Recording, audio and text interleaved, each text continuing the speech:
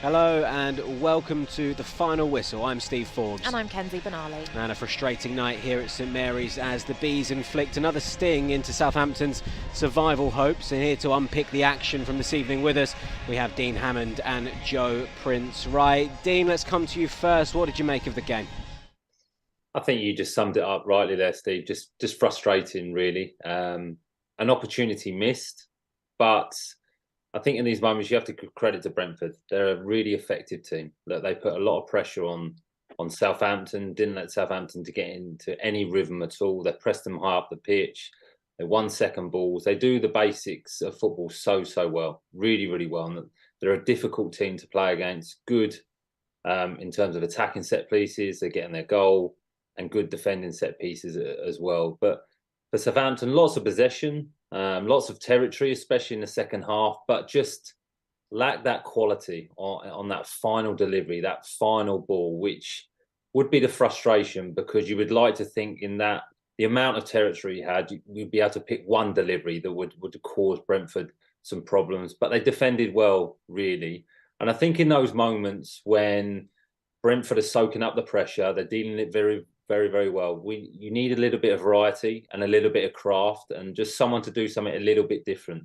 Maybe that's a Stuart Armstrong coming onto the pitch, just to try a little pass that may not come off once, may not come off the second time, but the third time he may just get someone in. So there were moments for Southampton, but it was a frustrating night, and it was just credit to Brentford. But there was just moments where, especially in the first half, we looked.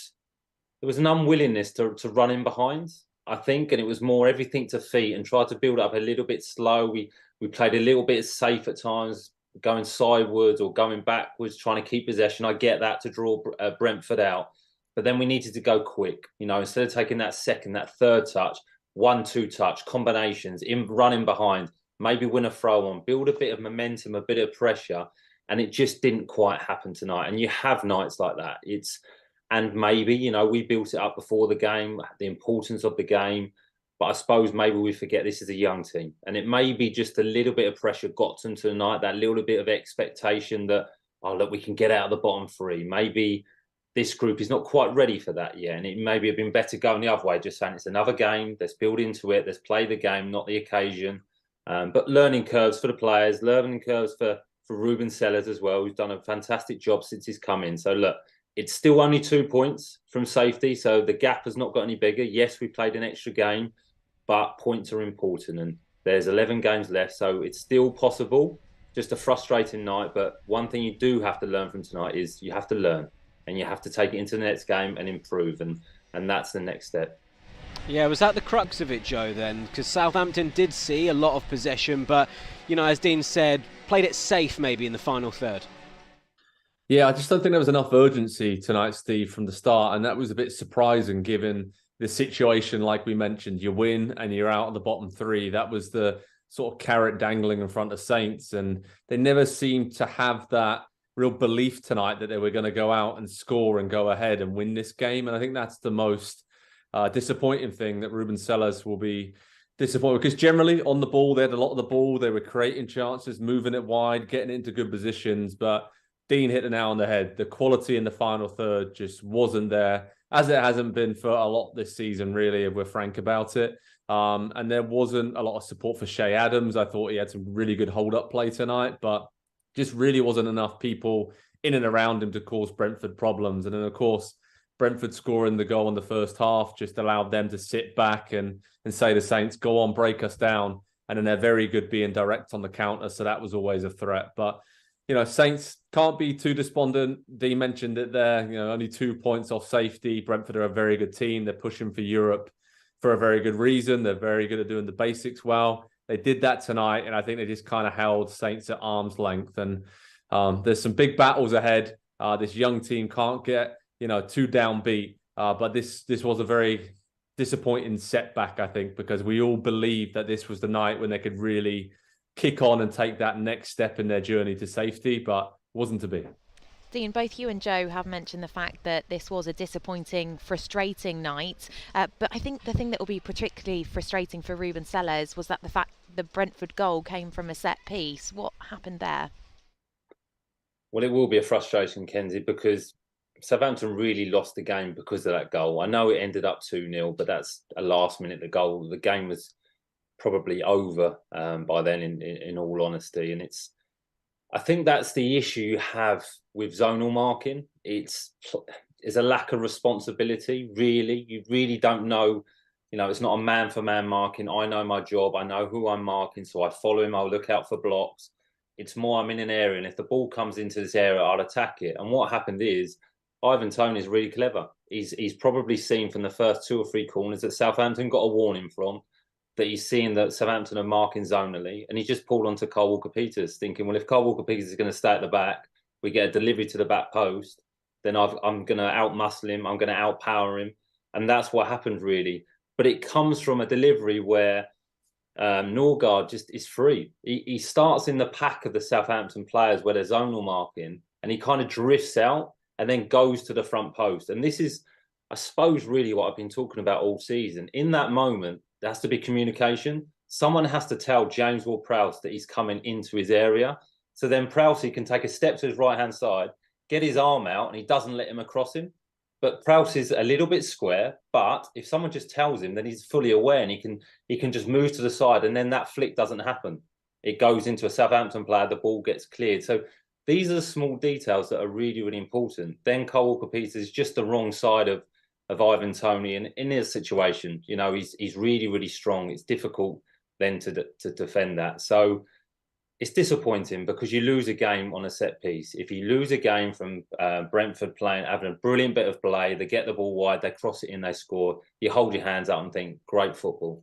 But from a set play is a disappointment. It really, really is to lose a game. But Brentford are good from set plays. You can see they work really, really hard on it, and they're a big physical team, and they're aggressive. They want to win the first contact. They want to win the second contact. If it comes out, they want to win the second phase. So credit to them, but the disappointment is just that naivety from a young team, I think. Well, there was more bad news for Southampton 8 minutes into the second half, Joe, when Kyle Walker-Peters went off injured, which was a real shame because he was one of our main threats. Yeah, absolutely. Obviously, he's holding sort of his hamstring, so hopefully that's not a reoccurrence of that injury. But yeah, you're spot on, Steve. I think at that point, early in the second half, he got in behind the left back. Obviously, Chen was nearly scored. It kind of got bundled off the line. Not sure if it was by a Brentford player or Sulemana. And Saints are really on top there. They're finding little spaces, little gaps that Walker-Peters was overlapping and getting on the end of and whipping in some great crosses. So hopefully, fingers crossed, that isn't too serious and it was just a precaution with the Tottenham game on Saturday in mind. But we all know what a huge player he is for Southampton. Gives them just an extra quality in attack on the right-hand side, bombing on there, has done ever since he's joined Saints. So, hopefully he's not out for that long. But I think him coming off, and then also the 2 subs, Lavia and Walcott, we want to see him come on. But actually at that point of the game, Diallo was getting on the ball and being incisive with forward passes. El Yunusi was popping up in some really dangerous areas, which was allowing Walker-Peters to then go on. So I almost felt like that triple sub just kind of sucked the life out of Saints a little bit, and they never really recovered in the second half because they were all over Brentford early in the second half, and it looked like at that point there was only going to be one team that was going to score the next goal. So, really disappointing. Fingers crossed Walker-Peters is fit for Saturday, and it's nothing too serious because, again, he had another great game going forward, and we know he's going to be so important for Saints in these final months of the season. Yeah, Dean, let's talk more about the second half. It was particularly frustrating, wasn't it? Because Saints had a lot of the ball, but never really forced David Raya into action. I think it's fair to say we haven't exactly been prolific in front of goal this season, but one shot on target suggests that this was a particularly bad night. Yeah, it was just the quality in the final third, Kenzie. There wasn't really a problem getting to those positions. There was some good interchange in terms of passing through the midfield to get the ball wide. But I think Brentford allowed that. Joe mentioned that. They wanted the ball to go wide. They wanted Southampton to cross the ball because their defenders are very, very good at attacking the ball. They're aggressive. It looks like they've been drilled really, really well. I can imagine they do a lot of practice of that in training. And they kind of set those traps for Southampton to almost allow them to get that into those positions to cross the ball. So it became a little bit predictable, I think, at times, and it just needed, like I mentioned, something different. Maybe when the ball goes wide, instead of the fullbacks making an overlap, can they do an underlap? Can they run inside? And then that may leave the winger in a one-on-one situation to go past the players. But even when that happened, the delivery just wasn't quite there. It was either overhit, it was underhit. Players were making runs to the near post, the ball was going to the back post. Just that lack of, I suppose, communication again of players demanding. Shay Adams wants the ball in the near post. If it doesn't happen, he needs to tell the player that next time. And then the winger goes, right, I'm going to play that to the near post next time because that's where Shay's going to be. But again, if midfield players come out, could they have a shot from distance? We hesitated in those moments, I think, tonight, and that was the frustration really. But I have to say, I have to give Brentford credit. They're a good team. They really, really are, and I can see why they're, I don't know where they're, 7th in the table now, 6th, 7th in the table, pushing for a European place. They're really effective. They look like they're well drilled. And one thing about them, they're aggressive, but they're fit as well. You know, they could play like that for 90 minutes. When the ball went wide, they went into box, and then they counter-attack with pace. So they're a good team, but the frustration is Southampton could have done a little bit more, I think. Yeah, some salt was rubbed into the wound right at the death as well, Joe, and Johan Visser added a second for Brentford in added time. What did you make of the closing stages? Yeah, I think that was just, like you said, rub salt into the wounds, one clearance, one header, great flick by Tony, and then Visser was clean through, and he's clinical enough to put that away. So I was looking at off the bench, obviously bring on Paul Onuachu, then there wasn't really any balls up to him. And there was maybe an argument today. I know Adam Armstrong and Sekou Mara have had a lot of opportunities off the bench recently, but this was actually probably the game to bring them on and find those little spaces, a little burst of pace in and around the box and just try and make something happen. But late on, Saints obviously took more chances. I think I even saw Jan Bednarak getting the shout to go up front late on and just pile everyone forward and just knock some long balls up there. So again, it was very predictable. I mean, seeing some stats here, it was Saints attempted 563 passes in this game, which is their highest total in a single game this season. So it shows you they had so much of the ball. But again, Brentford had them at arm's length and just said, go on, you have it. We're very comfortable defending any crosses or any balls that you're putting in. And it was all very safe. It was all very safe. And again, some of the feedback coming out from the players afterwards, Roman Perro, who I thought just kept working really hard down the left, but maybe didn't pick out the right cross or the right pass. But he said, we'll keep fighting for this club and the fans and they'll never give up. And I actually believe that. I truly, truly believe that this set of players are doing everything they possibly can to get out of this situation. And all it's going to take is a bit of luck. I mean, they haven't scored a lot of goals this season, but they have put themselves in the right positions. And it's that bit of luck, bit of quality. And you look at Brentford just being good at set pieces, being good in the finer details, the fine margins. There is not much between basically the entire bottom half of the Premier League. So I just think we have to all keep believing as Saints fans. And I think this team have the spirit and the fight. And they never gave up tonight, but it just wasn't their night. And the quality in the final third, that's what they have to improve on, sharpen up in training. And I think that's what's missing right now. And Brentford, very, very good in those areas. And that's why they won the game tonight. Yeah, it's so important we keep that belief, isn't it? And on that, let's look ahead to Spurs at the weekend, Dean. What are your early thoughts ahead of that one? Another opportunity, Kenzie. And actually, I think we're at the moment, especially the way we're playing, we're better against the bigger teams, the so-called bigger teams. We've shown that Chelsea, Manchester United, putting really, really good performance. So that's a positive. And it's a chance to react, really, and move on from this performance tonight and this result. Think about it, allow it to hurt a little bit, and then refocus on Thursday, Friday, recover, and then come into the game Saturday. So look, Tottenham are a good team, but they've had an up and down season as well, and they're beatable. They really, really are. They're a good team. They've got some good attacking players.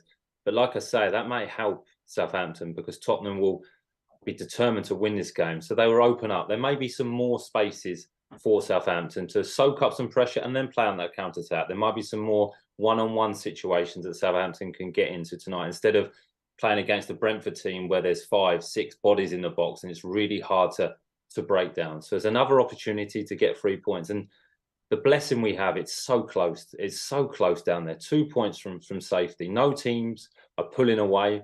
If anything, more teams are getting sucked into it. So there's going to be twists and turns until the end of the season. There's 11 games left, lots of points to play for. The manager's come in and done really, really well of late. We've picked up some great results. It's changed the mood around the place. We've got a bit of hope again. Just need to continue to hold on to that hope. And what did we say before the Man United game? If we get 4 points from this week, it will be a brilliant return. And that's still possible. So we hold on to that. Spurs are a team that do blow hot and cold, Joe, but they are in 4th place, you know, those Champions League positions, and they're not going to want to let up with Newcastle hot on their heels with a couple of games in hand. So it is going to be a tough match. Yeah, really tough, Steve. I mean, you can't underestimate this at all. They've got so many great attacking players, and Saints, again, they're going to have to be solid defensively. We've seen that they've improved in that area generally, but they just got to have something in attack this weekend. It's got to be, staying in the game to the start of the second half. Hopefully it's level, and then they just got to go for it. These are the, heading into the international break, this is the final game before that.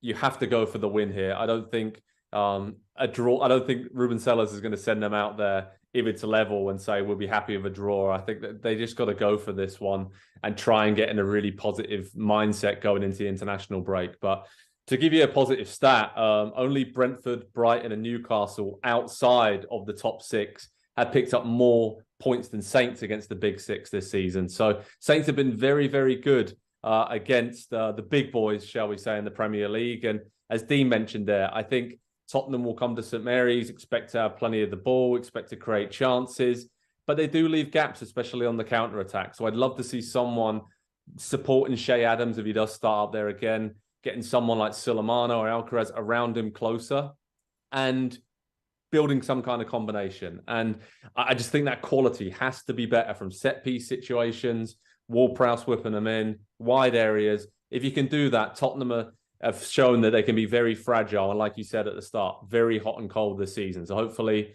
they have a cold day, Saints have a hot day, and we're all happy at the end of the day on Saturday.